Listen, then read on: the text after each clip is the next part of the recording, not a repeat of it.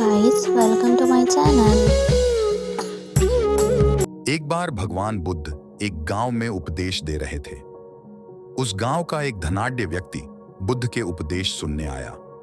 उपदेश सुनकर उसके मन में एक प्रश्न पूछने की जिज्ञासा हुई, परंतु सबके बीच में प्रश्न पूछने में उसे कुछ संकोच हुआ, क्योंकि उस गांव में उसकी बहुत प्रतिष्ठा थी और प्रश्न ऐसा था कि उसकी प्रतिष्ठा दांव पर लग जाती।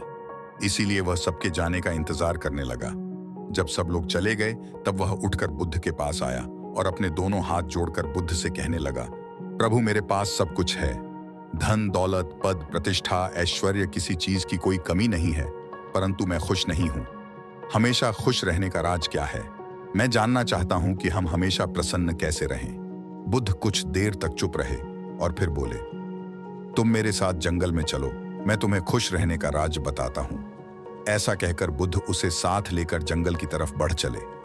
रास्ते में बुद्ध ने एक बड़ा सा पत्थर उठाया और उस व्यक्ति को देते हुए कहा, इसे पकड़ो और चलो। वह व्यक्ति पत्थर उठाकर चलने लगा। कुछ समय बाद उस व्यक्ति के हाथ में दर्द होने लगा, लेकिन वह चुप रहा और चलता रहा। लेकिन जब चलते हुए काफी समय बीत गया और उस व्यक्ति से दर्द सहा नहीं गया, तो उसने बुद्ध को अपनी परेशानी बताई। बुद्ध ने उससे कहा, पत्थर नीचे रख दो। पत्थर नीचे रखते ही उस व्यक्ति को बड़ी राहत महसूस हुई। तभी बुद्ध ने समझाया, यही खुश रहने का राज है। उस व्यक्ति ने कहा, भगवान में कुछ समझा नहीं।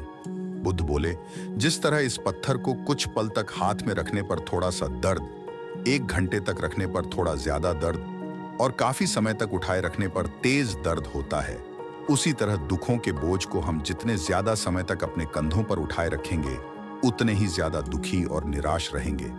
यह हम पर निर्भर करता है कि हम दुखों के बोझ को कुछ पल तक उठाए रखना चाहते हैं या जिंदगी भर। अगर खुश रहने की आकांक्षा हो तो दुख रूपी पत्थर को जल्द से जल्द नीचे रखना सीखना होगा। संभव हो तो उसे उठाने से ही बचना होगा। हम सभी यही करते हैं, अपने दुखों के बोझ को ढोते रहते हैं। मैंने अपने जीवन में कई लोगों को कहते सुना है, उसने मेरा इतना अपमान किया कि मैं जिंदगी भर नहीं भूल सकता। वास्तव में अगर आप उसे नहीं भूलते हैं तो आप अपने आप को ही कष्ट दे रहे हैं। दुखों से मुक्ति तभी संभव है जब हम दुख के बोझ को अपने मन से जल्द निकाल दें और इच्छाओं से रहित होकर, या जो है उसमें संतोष कर प्रसन्न रहें। याद रखिए, प्रत्येक क्षण अपने आप में नया है और जो क्षण बीत चुका है उसकी कड़वी यादों को मन में संजो कर रखने से बेहतर है कि हम अपने वर्तमान क्षण का पूर्ण रूप से आनंद उठाएं। इसलिए खुश रहिए, प्रसन्न रहिए।